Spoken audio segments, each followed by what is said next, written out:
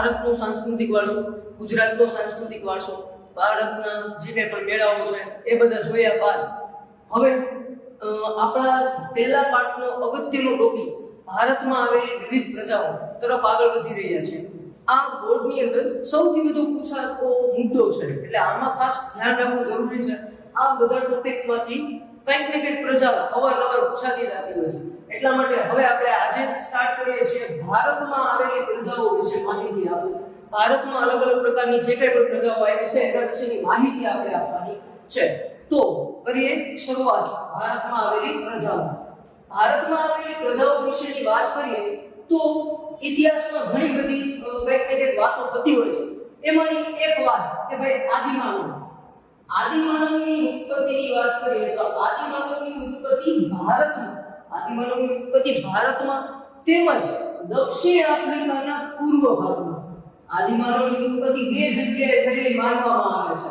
એક તો ભારતમાં અને બીજું દક્ષિણ આફ્રિકાના પૂર્વ ભાગમાં. બરાબર, આ બંને જગ્યાએ જે કોઈ પણ આદિમાનવ છે એની ઉત્પત્તિ થયેલી જોવા મળે છે. આવા આપણને અવશેષો મળ્યા હતા. ભારતની વાત કરીએ તો ભારતની એક પ્રજા જે હાલમાં દક્ષિણમાં વસે છે એ પ્રજા એટલે દ્રવિડ પ્રજા. આ ભારતની જે દ્રવિડ પ્રજા છે, આ દ્રવિડ પ્રજાની ગણના છે. આ દ્રવિડ પ્રજાને સૌથી પ્રાચીન પ્રજા ગણવામાં આવતી હતી. પ્રાચીનતમ પ્રજા ગણવામાં આવતી હતી, પરંતુ એવું ન બન્યું. ખરેખર દ્રવિડ પ્રજા પ્રાચીનતમ પ્રજા નહોતી. દ્રવિડ પ્રજા જ્યારે ભારતમાં વસતી હતી ત્યારે અલગ અલગ પ્રજા હતી. અલગ અલગ લોકોની ઘણી બધી જે કંઈ પણ શોધખોળ થઈ એના મુજબ જાણવા મળ્યું કે દ્રવિડ સિવાયની અલગ અલગ લોકોની જે કંઈ પણ શોધ થઈ, જે ઇતિહાસકારો છે, ભૂવન શાસ્ત્રીઓ છે, એટલે કે જે કંઈ પણ શોધખોળ કરતા લોકો છે એના દ્વારા જાણવા મળ્યું કે દ્રવિડ સિવાયની પણ બીજી અન્ય 6 જાતિઓ પણ ભારતમાં વસતી હતી. આવા આપણને પુરાવા મળ્યા છે. એટલે આદિમાનવની ઉત્પત્તિ ભારતમાં તેમજ દક્ષિણ આફ્રિકાના પૂર્વ ભાગમાં થઈ હતી. એના સિવાય લોકો એવું સમજતા કે ભાઈ દ્રવિડ લોકો છે એ ભારતના સૌથી પ્રાચીન લોકો છે, પણ એવું નહોતું. ઘણા બધા લોકોએ શોધખોળ કરી એના દ્વારા જાણવા મળ્યું કે દ્રવિડ સિવાય અન્ય 6 પ્રજાતિ પણ દ્રવિડો જ્યારે રહેતા હતા ત્યારે વસતી હતી. તો હવે એ બધી પ્રજાતિઓ વિશેની આપણે વાત કરવાની છે. એમાંની પહેલી પ્રજા જે નેગ્રીટો તરીકે ઓળખાય છે, જેને આપણે હબસી પણ કહીએ છીએ. એટલે તમને નેગ્રીટો પૂછાય કે હબસી પૂછાય, થાય એક જ. હજી એની ત્રીજું નામ નીગ્રો જાતિ પણ છે. આ નેગ્રીટો જે છે એને નીગ્રો જાતિ પણ કહેવામાં આવે છે. હવે ખાસ ખાસિયત આની એ છે કે ભારતના સૌથી પ્રાચીન નિવાસીઓ છે. તો જો તમને ખાલી જગ્યામાં પૂછાય કે ભારતના સૌથી પ્રાચીન નિવાસીઓ કોણ છે, તો તમારે હબસી કે નીગ્રો અથવા નેગ્રીટો લખવાનું થાય. સૌથી પ્રાચીન નિવાસીઓ આ નેગ્રીટો હતા. એના પછી ઇતિહાસકારો, જે કોઈ પણ ઇતિહાસકારો છે જેણે આ સંશોધનો કર્યા છે, એના મત મુજબ એને નક્કી કર્યું કે આ પ્રજા આવી ક્યાંથી. આ પ્રજા છે બલુચિસ્તાનના રસ્તેથી ભારતમાં આવેલી હતી. આ નીગ્રો પ્રજાતિ ક્યાંથી આવેલી હતી? તો બલુચિસ્તાનના રસ્તેથી ભારતમાં આવેલી હતી. આ નેગ્રીટો લોકો છે એની શારીરિક લાક્ષણિકતાઓ કઈ છે? તો આ નેગ્રીટો લોકો છે એની શારીરિક લાક્ષણિકતાઓ જોવાની છે. તો ભાઈ વર્ણે શ્યામ છે, એવો રંગે કાળા છે. બરાબર, એકદમ શ્યામ વર્ણના લોકો છે નેગ્રીટો. એના પછી એમની ઊંચાઈ 4 થી 5 ફૂટ છે, મતલબ કે એ લોકો ઊંચાઈમાં ટૂંકા છે. એના પછી એમના વાળ છે એ વાકડિયા છે. આ એમની શારીરિક લાક્ષણિકતાઓ છે. એટલે નેગ્રીટો તમને પૂછાય તો તમારે બસ 2 માર્કની અંદર એટલું જ લખવાનું થાય કે તેમને નીગ્રો અથવા હબસી પ્રજા તરીકે ઓળખવામાં આવે છે. ભારતના સૌથી પ્રાચીન નિવાસીઓ છે. ઇતિહાસકારોના મત મુજબ આ પ્રજા બલુચિસ્તાનના રસ્તેથી ભારત આવેલી હતી અને એમની જે શારીરિક લાક્ષણિકતાઓ છે, વર્ણે શ્યામ, ઊંચાઈ 4 થી 5 ફૂટ, વાળ વાકડિયા, આવું પૂછાય તો તમારે એટલું જ લખવાનું થાય. અને આમને નેગ્રીટો હબસી છે એને આપણે આપણી પ્રાંતીય ભાષામાં એટલે લોકલ ભાષામાં એને આપણે સીધી લોકો કહીએ છીએ. બરાબર ને? આ સીધી લોકો છે આપણને અવારનવાર ક્યાંક ને ક્યાંક જોવા મળતા હોય છે. તો આ સીધી લોકો, હવે આ પ્રશ્ન છે ડાયરેક્ટલી નેગ્રીટો કે હબસી પ્રજા વિશે માહિતી આપો એવું પણ પૂછાય, અથવા એમ પણ પૂછાય કે ભારતના સૌથી પ્રાચીન નિવાસીઓ વિશે માહિતી આપો, અથવા એ પણ પૂછાય કે ભાઈ ભારતમાં બલુચિસ્તાનના રસ્તેથી જે લોકો આવેલા હતા તેમના વિશે માહિતી આપો. તો તમારે નેગ્રેટો એટલે કે હંસીઓ વિશે કરવાનું થાય. એના પછી બીજી પ્રજાની વાત કરીએ તો બીજી પ્રજા છે ઓસ્ટ્રેલોઇડ. આ ઓસ્ટ્રેલોઇડ પ્રજા છે જેને નિષાદ તરીકે પણ ઓળખવામાં આવે છે. આ ઓસ્ટ્રેલોઇડ લોકો છે એને નિષાદ તરીકે પણ ઓળખવામાં આવે છે. હવે આ ક્વેશ્ચન બીજી રીતે પણ પૂછાઈ શકે. ઓસ્ટ્રેલોઇડ વિશે માહિતી આપો એમ પણ પૂછાય. બીજો ક્વેશ્ચન એવો પૂછાય કે અગ્નિ એશિયામાંથી આવેલ પ્રજા વિશે માહિતી આપો.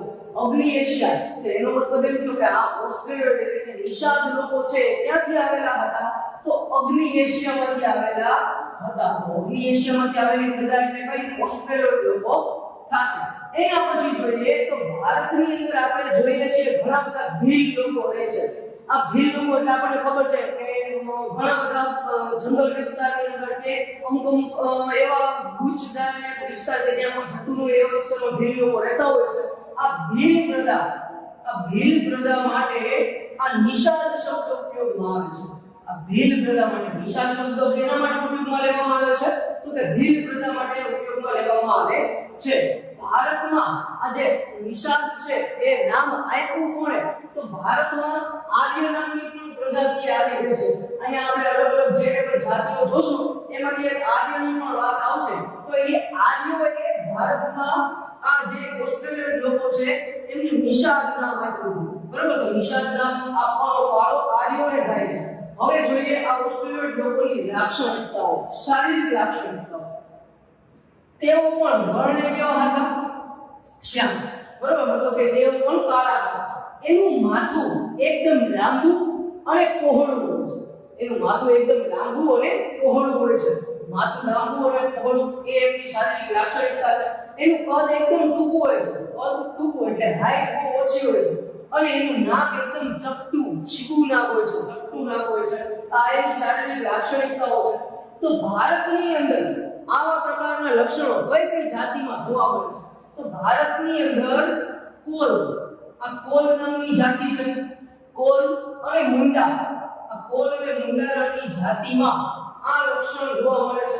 એના સિવાય અસમ વિસ્તાર છે, અસમ રાજ્ય, એની અંદર તમે જોઈ ગયા હતા કે ખાસી નામની ટેકરીઓ છે. દારો, ખાસી અને જેન્તિયા, એમાંથી આ ખાસી નામની ટેકરી છે. એવી રીતે આ ખાસી નામની પ્રજા પણ રહે છે. તો આ ભારતની અસમની ખાસી નામની પ્રજામાં પણ આવા પ્રકારના શારીરિક લક્ષણો જોવા મળે છે. એના સિવાય આંદામાન નિકોબાર અને બ્રહ્મદેશ. બ્રહ્મદેશ એટલે શું? તો બ્રહ્મદેશ એટલે હાલનું મ્યાનમાર. બરોબર? હાલનું મ્યાનમાર જ્યાં આપણા અત્યારના હાલના સીએમ એટલે વિજય રૂપાણીનો જન્મ થયો હતો એ નિકોબાર અને બ્રહ્મદેશની જાતિઓમાં પણ આ પ્રકારના લક્ષણો વિશેષ જોવા મળે છે. તો એક માર્કનો ક્વેશ્ચન એ પણ બની શકે કે ભાઈ ઓસ્ટ્રેલિયન લોકોના જે કંઈ લક્ષણો છે હાલમાં કયા વિસ્તારના લોકોની અંદર આ લક્ષણો જોવા મળે છે? તો ભારતની કોલ અને મુંડા જાતિ, અસમની ખાસી, નિકોબાર અને બ્રહ્મદેશની જાતિઓમાં આ પ્રકારના લક્ષણો વિશેષ રૂપે જોવા મળે છે. એનો મતલબ એવો થયો કે આ ઓસ્ટ્રેલિયન લોકો છે આવા વિસ્તારોની અંદર રહેવાની શરૂઆત કરી હશે.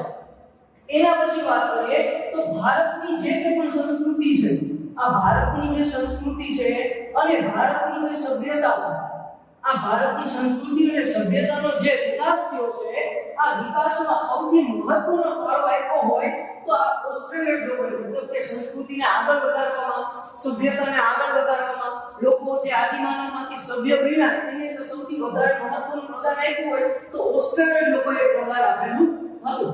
આ પ્રદાનનો ફાળો બહુ વિશેષ હતો આ બધાના વિકાસમાં.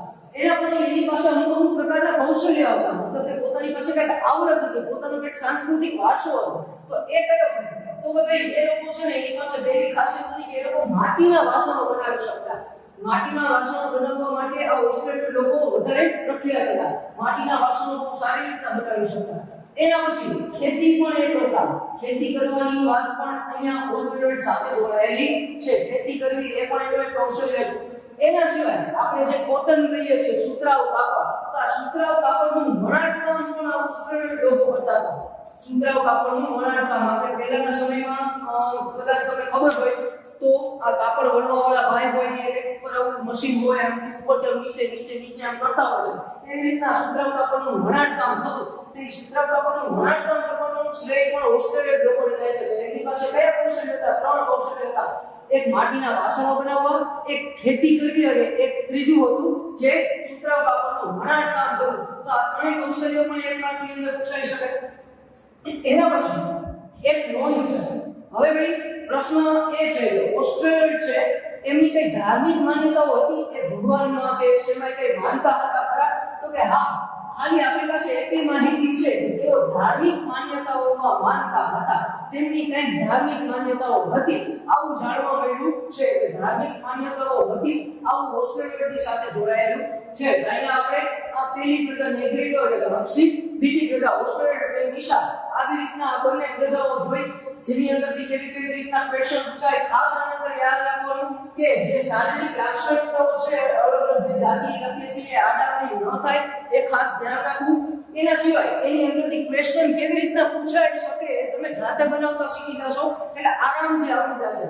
જેમ કે નેગ્રીડો છે અહીંયા હંસી વિશે માહિતી આપો એવું થાય, બલુચિસ્તાનના રસ્તે ભારત થઈ આવેલી પ્રજા વિશે માહિતી આપો. એના સિવાય અહીંયા અગ્નિ એશિયામાંથી આવેલી પ્રજા વિશે માહિતી આપો. પછી અહીંયા કદાચ એવું પૂછે ઓસ્ટ્રેલિયન લોકોની શારીરિક લાક્ષણિકતાઓ જણાવો. એના સિવાય એવું પૂછે કે ભાઈ ભારતની કઈ પ્રજાઓમાં ઓસ્ટ્રેલિયનના લક્ષણો જોવા મળે છે. એના સિવાય ઓસ્ટ્રેલિયન લોકોના કૌશલ્યો કયા હતા અને કદાચ ખરા ખોટામાં એવું પૂછાઈ જાય કે ઓસ્ટ્રેલિયન લોકો ધાર્મિક માન્યતાઓ ધરાવતા ન હતા. એ ખોટી વાત છે, ધાર્મિક માન્યતાઓ તેઓની હતી. હવે આપણે આગળ ત્રીજી પ્રજા વિશે માહિતી લઈએ.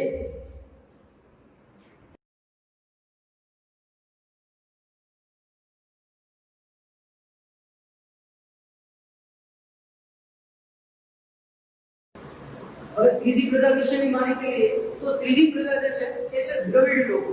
આ દ્રવિડ લોકોની વાત કરીએ તો દ્રવિડ પ્રજા વિશે તો આપણે બહુ સારી રીતના પરિચિત છીએ. ખાસ કરીને અત્યારે સાઉથના મૂવી આપણે જોતા હોઈએ છીએ તો એ બધા જ જે સાઉથના મૂવી છે મોસ્ટ ઓફ દ્રવિડ જે કઈ પણ પ્રજા ગણી શકાય. બરોબર, તો હવે દ્રવિડ લોકો વિશેની માહિતી લઈએ તો જે આ દ્રવિડ લોકો છે એ પાષાણ યુગની સંસ્કૃતિ એટલે પથ્થરનો જે સમય હતો, પથ્થરનો જે સમય એટલે આદિમાનવ કાળ, એના પછી ડાયરેક્ટલી દ્રવિડો આવી ગયા હોય એવું માનવામાં આવે છે. એટલે પાષાણ યુગની સંસ્કૃતિના સીધા વારસદાર. આપણે જે વારસદાર એટલે શું? આપણા વાલીઓ તરફથી આપણને જે કંઈ પણ વારસામાં મળતું હતું આપણે એના વારસદાર કહેવાય. તેવી રીતના પાષાણ યુગની સંસ્કૃતિ છે એ આમના જ કોઈ પૂર્વજોએ શરૂઆત કરેલી હશે એવું માનવામાં આવે છે. એટલે આ પાષાણ યુગની સંસ્કૃતિના સીધા વારસદાર તરીકે દ્રવિડો ઓળખાય છે. તથા મોહેંજો-દડો, આપણે આ મૂવી પણ જોયું છે મોહેંજો-દડો. તો મોહેંજો-દડોની જે સંસ્કૃતિ જે છે એ સિંધુ ખીણની સંસ્કૃતિ જે કહીએ કે સિંધુ નદીને કિનારે વિકસેલી હતી. તો મોહેંજો-દડોની સંસ્કૃતિના સર્જક ગણાય છે. મતલબ કે મોહેંજો-દડોની જે પણ સંસ્કૃતિની સર્જન કરેલું છે એ આ દ્રવિડોએ કરેલું છે એવું માનવામાં આવે છે. એટલે આ ક્વેશ્ચનને વળી પાછો ફેરવીને પૂછવું હોય તો એવું પણ પૂછે કે ભાઈ પાષાણ યુગની સંસ્કૃતિના સીધા વારસદાર વિશે માહિતી આપો, અથવા એવું પણ પૂછે કે મોહેંજો-દડોની સંસ્કૃતિના સર્જક વિશે માહિતી આપો. તો આ પ્રમાણે આ બધી વસ્તુ યાદ રાખવી પડે. એના સિવાય દ્રવિડો આવ્યા ક્યાંથી? તો દ્રવિડો ઉત્તરમાંથી પહેલા શરૂઆતના સમયમાં આવ્યા એવું માનવામાં આવે છે. ઉત્તરમાંથી આવ્યા હતા પણ ક્યાંથી એક્ઝેક્ટલી આવ્યા એનો કોઈ ડેટા આપણી પાસે અવેલેબલ છે ને. ઉત્તરમાંથી આવેલી પ્રજા છે એટલી આપણી પાસે માહિતી છે. એક એમનો આ દ્રવિડ લોકોની ખાસિયત છે, આપણે ત્યાં પાર્વતીજી અને શિવજીની પૂજા થાય છે.